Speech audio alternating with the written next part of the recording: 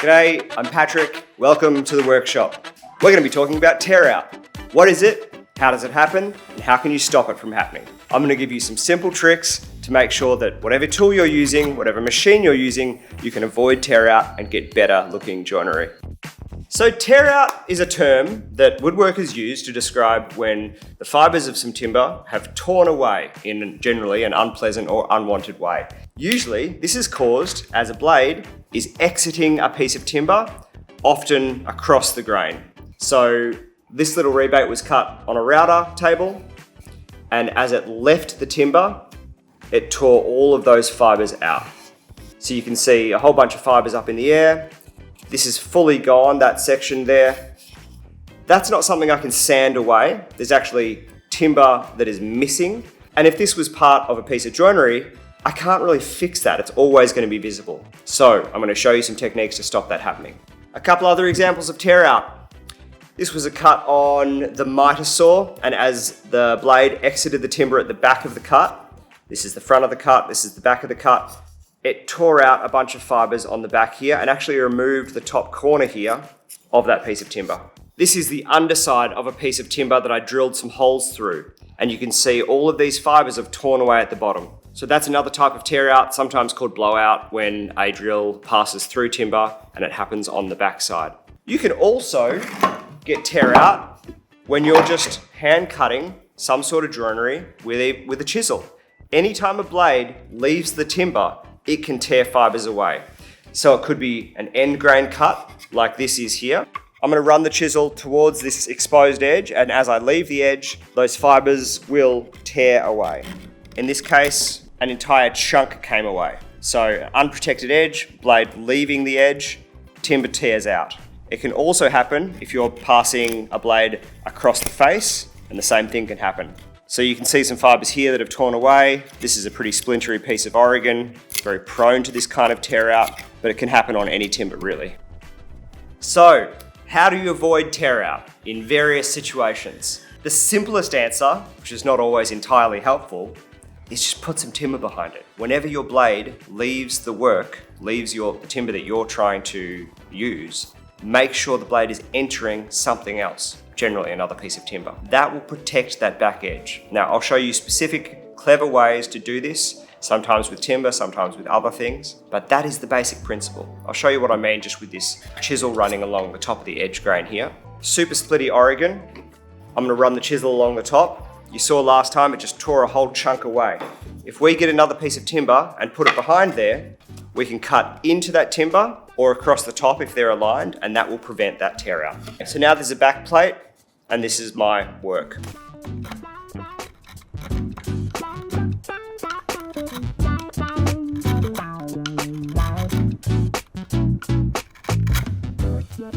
So after I've unclamped that, you can see that nothing has torn away on that back edge, and the back edge is perfectly clean. Even though it was a really splitty piece of timber, there's actually a split at the back. That was there before I was using the chisel. It's just an old check in the timber. But I didn't lose a whole chunk of timber when the chisel was pushing over to the edge of the timber. When you're using the drop saw, tear out can occur in two main places. Most common is along the back fence here. So the blade cuts through the timber and tears out backwards, back into the hole here. The second way you can get tear out is actually down below, so on the bottom of the cut. You might get tear out down below if you're using some plywood and the veneer just tears away. Here are all of the steps from easiest to most complicated to reduce tear out. Number one, your blade has to be sharp. A blunt blade will give you more tear out than a sharp blade will. Second, go a little bit slower. If you're not allowing the saw to get up to full speed and then you're punching it through really quickly, you will get more tear out. If you have a relatively sharp blade and you're moving a little bit slowly and you're still getting tear out, the third thing you can try is just run some tape along the back edge. This won't prevent a lot of tear out, but it will prevent some of that fine splintering. And it also means in the case that you have a splinter that tears out, it is retained in the tape and you can glue it back on. This is my back edge that I want to protect. The tape goes behind the timber. So that little piece of tape meant that those little tiny splinters that did tear out are still there. So if any of them are big enough to save, I can put a little bit of super glue on there and glue them back down. Obviously it would be better to prevent tear out altogether. The second, simplest way to do this is just put some timber behind it. You're gonna hear that a lot. Most of the answer is just put some timber behind it, and in this case it's really simple. So that basically solved that problem completely. You need to make sure that you have fresh timber behind each cut, because it is the act of the blade leaving our timber and cutting into fresh timber that prevents the tear out. If you are getting tear out underneath through this throat plate, we can remove the throat plate and put in a zero clearance throat plate, or sacrificial throat plate that the blade is actually cutting into. We usually will just use MDF or plywood. What this means is that the slot in the base plate is the same thickness of the blade, and this will prevent any tear out in the down direction. The thickness of our sacrificial plate needs to just be thick enough to bridge the gap between this little reference surface here and the top surface. So I'm going to measure that. The depth looks to be about 6 mil. Using my caliper, a little bit over 6 mil.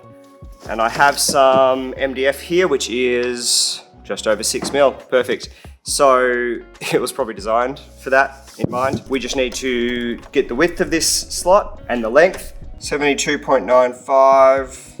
Let's go 72.5. We don't need this to be a super tight fit. I'm gonna go 440, and I'm just gonna do it a straight line. So 72.5 and 440.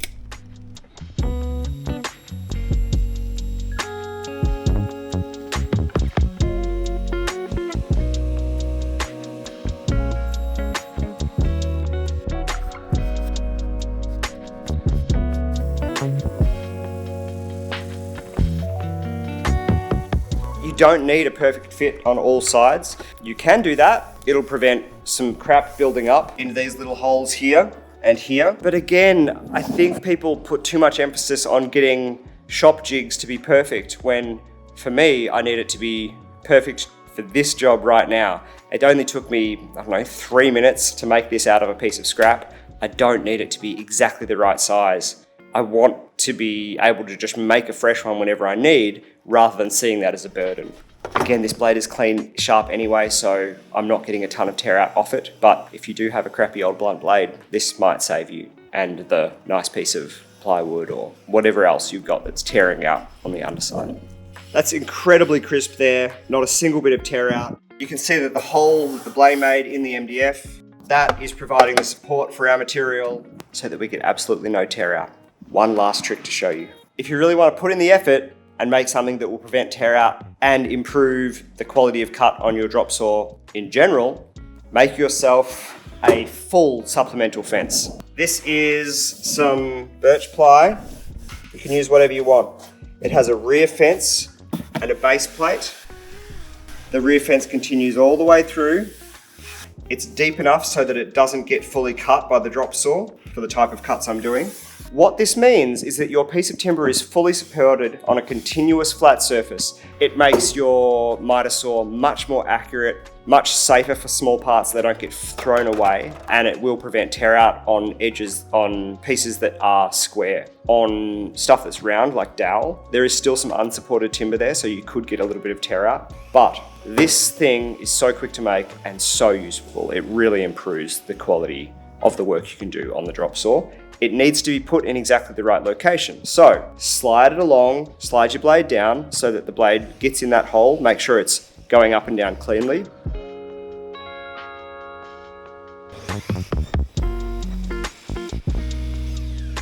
Those are my tips for the drop saw. Let's move over to, what do we want to use? Let's do the router table now, and we'll walk through some of the techniques I use over there.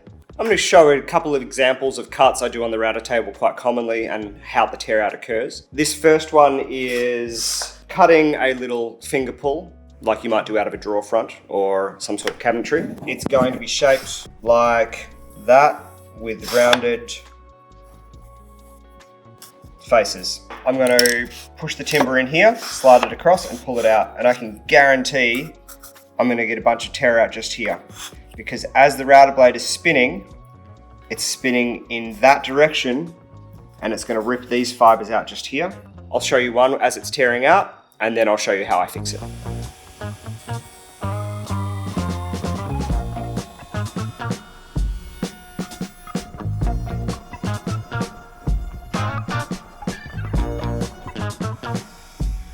Okay, so really significant tear out. You can't quite see it here, but there's actually a whole chunk of timber which wants to lift and hasn't torn out, so it's unstable and will splinter at a later date. There's a principle here which I'm going to try and explain which can reduce tear out, which is called climb cutting.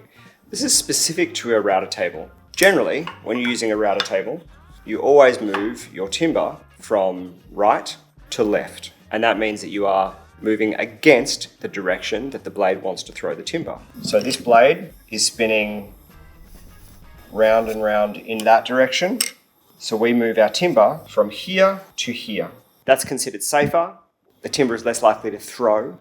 And generally, climb cutting means you're working in the opposite direction, in the unsafe direction, and it is frowned upon. However, it can be very effective at reducing tear out in certain circumstances. I've drawn the recess here that we're trying to cut out. As this blade enters the timber, it's cutting in this direction, so that cut is always supported. As this blade, as the router bit is spinning, as it's exiting the timber, it's moving in that direction, which is tearing these fibers out.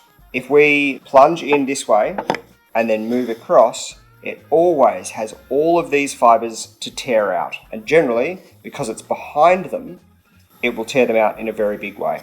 By climb cutting, we actually start from this side, and we have to act in a very controlled way to make sure that the timber doesn't get pulled into the router bit too quickly. When the router bit first enters the timber, it is removing the material on this edge that might be torn out by the router bit when it is deeper. So the first, as you enter the timber, it sits right on the edge. As you go a little bit deeper, it's going right up to that line. But the movement is straight in this direction. What that means is that we never have a router bit sitting behind all these fibers here, because in this instance, when the router bit is down in the hollow, those fibers have already been removed.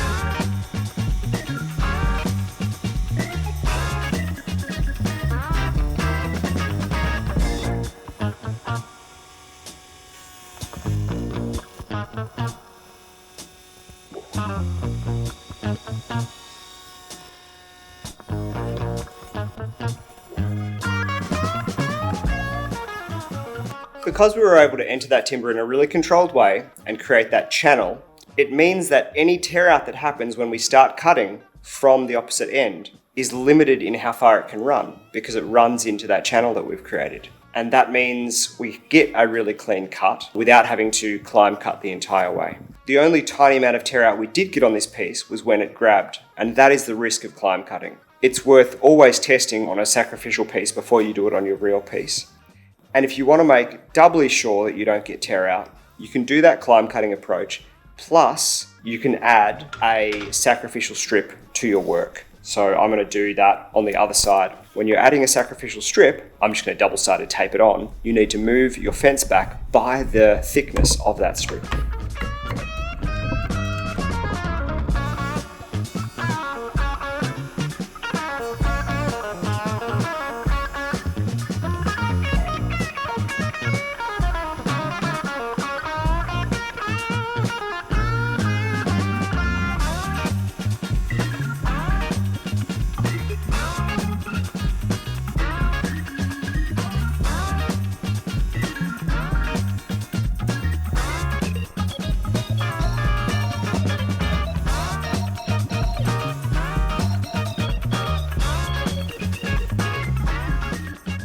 So by adding the sacrificial strip and doing the climb cutting method, we're able to eliminate tear out altogether. You would have seen in that video, there was a time when it grabbed in and was essentially out of my control for a second. I was still holding on to it, but it was moving faster than I was intending it to. That is the risk with climb cutting, and I'm glad you saw it. It didn't result in any tear out this time, but it doesn't feel comfortable. Okay, the last thing I want to show you on the router table is if I'm doing a rebate that's going to terminate in some end grain like this. I'll do one cut without protection and show you how it tears out, and then I'll show you how I fix it.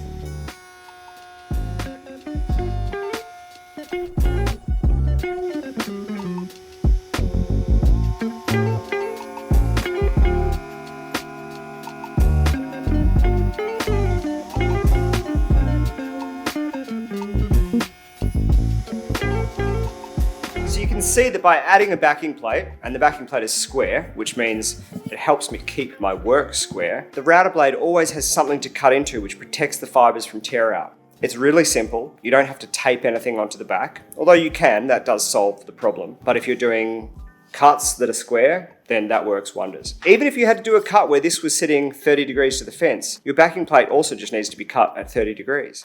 Let's move over to the table saw, panel saw, and talk about tear out here. The most common tear out issues that I have on a table saw or a panel saw are generally from cross-cutting plywood.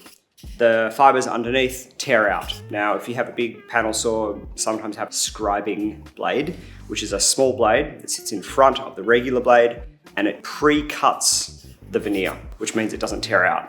We can replicate that on a table saw by doing the first cut at only 1 mil high, which is essentially a scribing cut, and then we raise the blade and do that cut all the way through.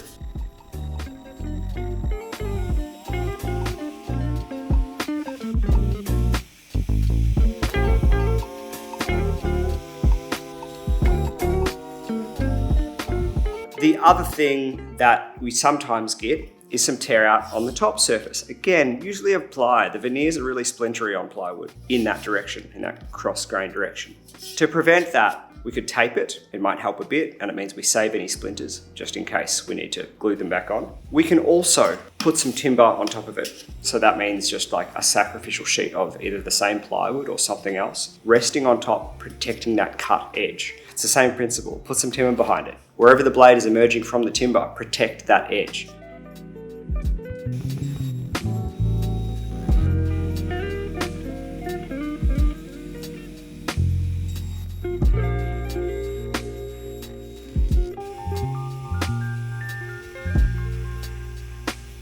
Let's head over to the drill press, and as you guessed it, the principle there is very similar.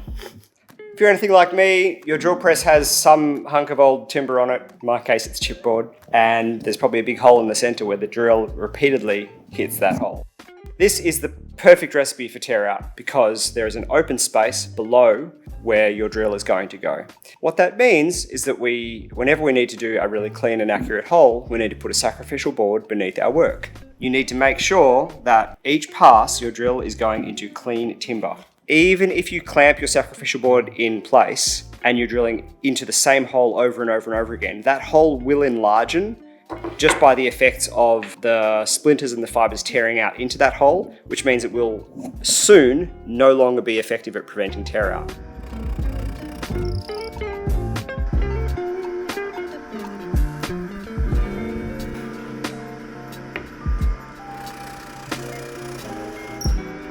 That second hole is a lot cleaner. It's still not perfect. 2 reasons for that. I was going really fast and the material below is softer than this material. I'm going to slow down and see if I can get a cleaner exit hole. Also, this is an old drill bit and it's not particularly sharp, which is probably good for this demonstration.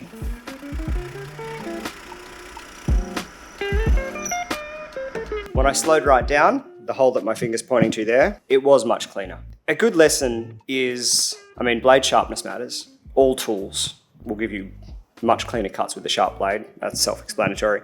The backing piece of material needs to be ideally as hard as the material you're drilling through. If the material you're drilling through is much harder, then it can essentially just deform the soft material underneath, which means it's not doing its job. Slow down, sharpen the blades, use backing plates wherever possible. Also, if this top piece is wobbling, like this one was, because it's slightly twisted, I didn't dress it up or anything, and this work is not touching the backing plate, then the backing plate isn't doing anything. Even if there's a 1/2 mil gap, you will get tear out. So, it needs to be sitting flush. That applies for all of the machines. Your backing piece needs to be touching the work. It can't have a bit of a gap there. Okay, last demonstration on the bandsaw. The bandsaw has big teeth that pull down, which means the tear out is going to occur on the bottom edge, pulling into the machine. I'm going to run a cross cut through of this blackwood without any protection and show you, and then I'm going to show you a really quick way to prevent that.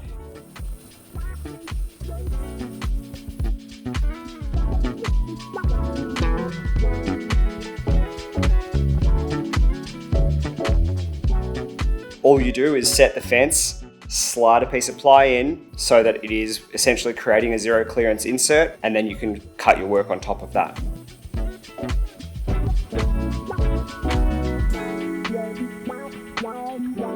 Okay, so that second cut on the plywood, it's still a tiny bit fuzzy, but the fuzziness stops at the edge where it folded over that zero clearance plywood. So I can sand that off. The other side, before we added the plywood, those fuzzies continue back about 3 mil, which means when I sand that off, you'll see that roughness on the timber face. This is the side without protection, and this is the side with protection. Now, you might not be able to tell, but I can absolutely vouch for the fact that that is going to be an edge that cleans up, whereas the first one will not. So again, you don't always need to design some fancy zero clearance insert. Sometimes it's as simple as sliding a piece of plywood in there. I've done a similar thing on the panel saw before. I mean, it's essentially the same principle across all the machines. Put some timber behind it, put something behind it, and you will prevent the tear out. Thanks for watching today. I hope you've got something out of it. I don't think there's any reason why you should be getting tear out on your work. It's relatively easy to fix. You just got to think about it before you cut. There'll be some links down below to some of the products I've used. Don't forget to like and subscribe to the channel. It helps me to make these videos. And I'll see you next week with something else that I'm working on. Thanks a lot.